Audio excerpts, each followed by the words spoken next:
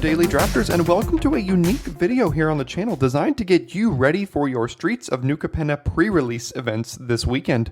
Whether you're a seasoned veteran who hasn't been to a pre-release in a while due to various COVID restrictions or otherwise, or if you're a brand new player who's never been to a pre-release before, today's video can help you feel comfortable and have a great time at your pre-release event. If you find the information in today's video helpful, I'd love it if you were able to support the channel in turn by subscribing. I appreciate each and every one of you here today and look forward to helping you crush at your pre-release. Now, some of you might be asking yourself, what exactly is a pre-release? Well, each year there are roughly 4 main set releases of Magic the Gathering products, and most local game stores run what's called a pre-release event for each of these main set releases. Essentially, you battle it out against your friends and strangers using several booster packs of the brand new cards for the upcoming set that has yet to be released, hence the name pre-release. If this sounds interesting to you, let's take a step-by-step look at exactly how these events are run. Step 1. Locate your local game store. In order to participate in a pre-release event, you'll need to locate one. If you do not already have a local game store that you frequent, I've included a link in the description to a website that can help you find a game store running a pre-release event near you. Now that you've found where you'll be participating, it's time to get registered. Usually stores will run events all weekend, maybe one on Friday, 2 on Saturday, and 1 on Sunday. Check with your LGS to see when the events are happening and which one you would like to attend. Be sure to note that sometimes these events fill up fast, so you may need to pre-register to ensure you have a spot. It just depends on your store. Other times, you can just walk in and register on the spot. Be sure to find out what is best for your situation. Now that you're registered, it's time for the fun part. When it's time to start the event, you will get to choose your pre-release pack. Because Streets of New Capenna is a unique set that is focused around the 5 crime families of New Capenna, you get to choose a pre-release pack for the family that represents you the most. Unfamiliar with the families and what they're all about? Head over to my set review video via the card in the upper right hand corner to get the rundown. After you've chosen your family, you'll receive a pre-release pack like the one on your screen now. Notice the colors on the right side of the pack. This is an example of an Obscura pack. There will be one for each of the 5 families. Now that you've got your pack, when the event begins, you'll be instructed to open your pack and begin your deck build. It varies from store to store, but usually you will have about 50 minutes or so to build your deck and get ready for your matches. Let's take a look at what you'll find when you open your pack. Inside you will find 1 family booster containing a rare or mythic rare, 3 uncommons, 8 commons, and 2 lands from Streets of New Capenna matching your chosen family, 1 traditional foil rare or mythic rare from Streets of New Capenna with a year stamp. Here's an example of what that card might look like using a rare from the last set, Kamigawa Neon Dynasty, 5 Streets of New Capenna draft boosters, 1 20-sided spin down die, 1 reusable deck box with a divider, and 1 MTG Arena code card. We now have everything we need to begin our deck build. If you'd like to see an example of a Streets of New Capenna sealed deck build, stick around until the next segment where I will build an entire sealed deck on screen for you to follow along with. After you've built your deck, you will then be assigned an opponent by the event coordinator and you will play out your first match. Different stores will give you different amounts of matches for the event, but usually it's a minimum of 3. Sometimes you might get lucky and be able to play 4 or more, it just depends. After you've finished your matches, you may qualify for some prizes, so be sure to check with the event coordinator, cash in on your winnings. Now, the hardest part about the whole event is how to build your deck. But great news, I will now go ahead and go through an entire sealed deck build to give you an idea of what you want to be looking for in your pool of cards and how to maximize your chance of having a competitive deck for the event. Thanks, me. So here we are with an opened pre-release kit. Now this version is going to be a little bit different than the one you're going to see for your pre-release weekend because I couldn't find an application online that would let me open house packs or family packs like you're going to get, because you get to pick a family and you get a pack that is curated with cards just for that family. I also couldn't get access to that 7th stamped rare that you're going to have. So you're going to have access to 7 rares in your pool, whereas this is just opening 6 packs and building a deck out of it. So one of the first things I like to do is take a look and sort by rarity. So if we sort by rarity here, we have our mythics, our rares, our uncommons, and our commons. So you're going to want to see what your rares are in mythics. These are kind of will kind of like decide the direction of your sealed pool most of the time, because these are the most powerful cards that you have. So if we take a look at Zeotora the Incinerator, looks to be a 6-mana 6/6 flyer. At the end step, you can sacrifice creatures to deal damage equal to that creature's power to any target, and you create 3 treasure tokens. Pretty insane. Extraction Specialist, 3-mana 3/2 lifelink. When it enters the battlefield, return target creature with mana value 2 or less from your graveyard to the battlefield, and that creature can't attack or block as long as you control this. Still a very good card. Cut Your Losses is not great. We don't really want to be using Mill. One of the discounts, one of the disadvantages of having rare lands in packs is that part of your rares you could open at your pre-release, including your stamped rare, could be a land, which is not a great feeling. But here we have Rafine's Tower. We also have an Esper legendary creature here, which I'm sure does great things. I won't go through reading every single one of these cards. And then a Cabaretti Fleetfoot Dancer, 4-mana 4/4 trample, lifelink haste. So we want to try to fit as many of these as we can. I think the best cards here, definitely Zeotora. Specialist is pretty good. Toulouse is obviously good. Dancer's good. And then we have a couple of misses here. So the next thing I'm going to do, let's go ahead and sort back by color here. And then take a look at what our best cards in each of these colors are. So if I briefly go through white here, double Hold for Ransom. This is like a pacifism effect that you actually get to draw that card if they pay 7, which is pretty good. It's actually just, they do get to free their creature, but you get a card back out of it. Let's see, double Rafine's Informant seems okay.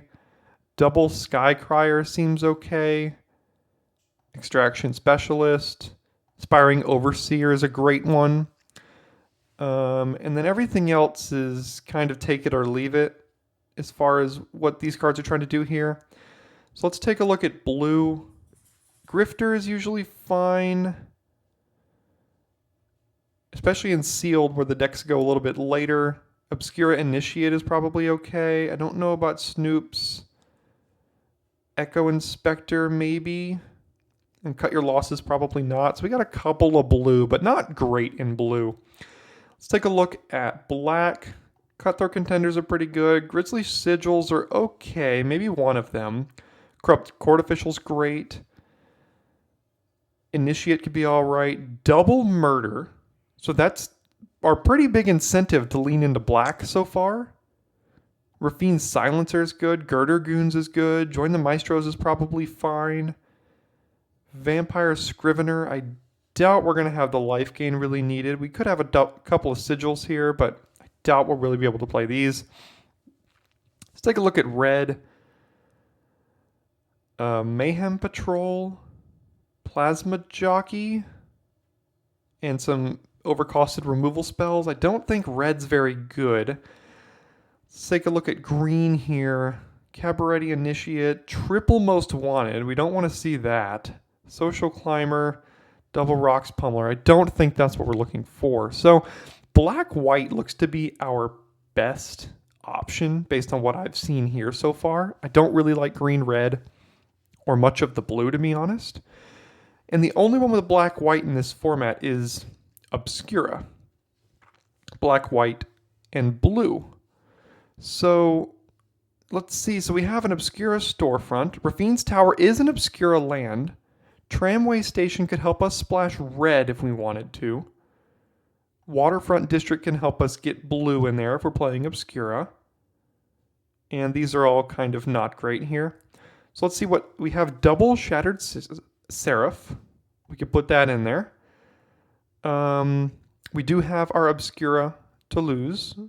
We have Tainted Indulgence, but I don't think that's necessarily where we want to be here. And then Zeotora is what we're missing out on the most with this Obscura deck. We can't really find red or green. And green, I mean, to put this in there. I mean, we have double Tramway Station to splash the red on Zeotora, but I have not seen a green source yet to splash the green there, and I'm not sure we can necessarily fit that in, as good of a card as it is. Now, Corpse Appraiser could be a decent little red splash with these double tramway stations that we have in the Rafine's Tower. This could go pretty far with double Shattered Seraph as well. Well, that doesn't splash the red, and neither does Rafine's Tower, but double tramway station can get the red.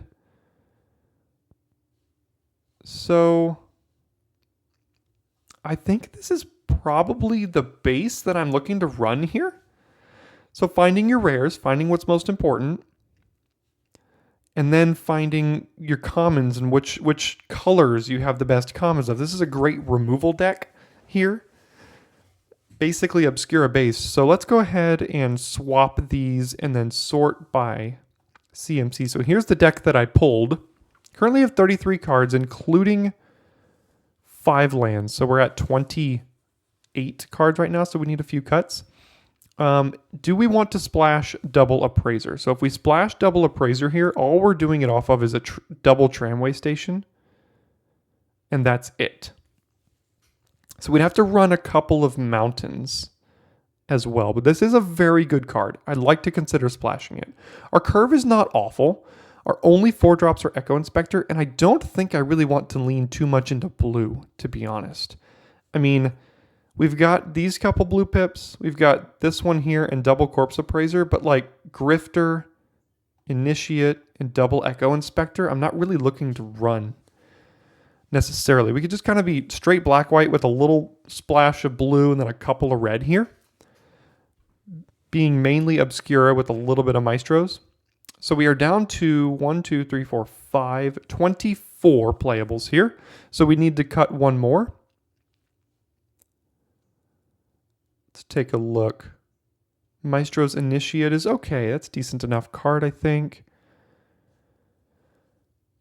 I like everything else we have. Double Corpse Appraiser seems fine. Maybe it's just another Grisly Sigil. This is a decent little aggressive creature. You can trade off for 2 drops too as well. So then that would leave us with kind of a black-white deck. A little bit of Obscura, splashing some red here. So we have, let's see, 2 red sources. So we probably want 2 more, I would think. And then we have 10. So we have 1, 2, 3, 4, 5 black so far. So if we add 5 more, then we're at 10 black sources. And if we, how many white? So 1, 2 white so far. So 5 more puts us at 7. So probably down a swamp, up a plain. So that'd be 9 and 8 here. Oh, also blue. We have to check our blue mana. 1, 2, 3 blue. Probably want at least 5 here.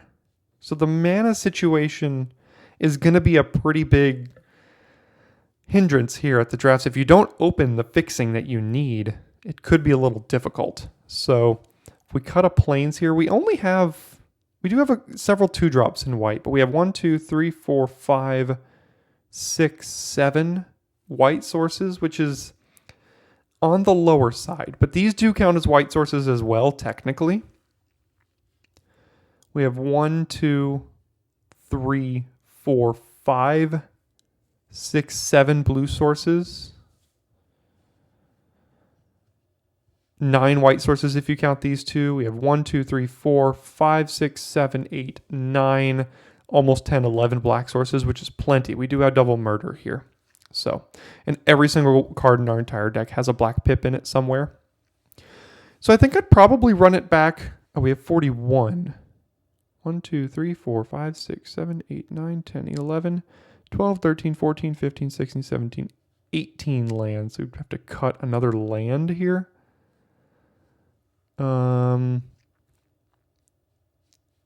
Maybe a blue, because we don't need blue till turn 3. This could also provide us blue as well if we need it. I think we're going to be using this Exile Shattered Seraph ability quite a bit in this style of deck. But I think this is probably how I'd run back this deck build here. We have a lot of good removal. We're playing a good bit of our rares. We had to leave one on the sideline, but do not overextend your mana base here at your pre-release, because this is going to be difficult to not want to overextend.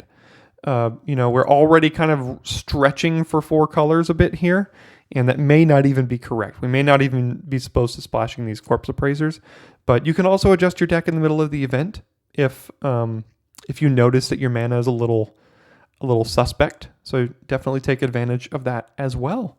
So hopefully this sealed deck build helped you out with kind of understanding how you might want to go about building your sealed deck at your pre-release. I hope this entire video was helpful to you and helps you build up the courage needed to go participate in a pre-release event at your LGS this weekend. If you've never been to one before, I highly recommend it. It's one of the most absolute fun ways to play Magic, and you'll meet tons of different players there.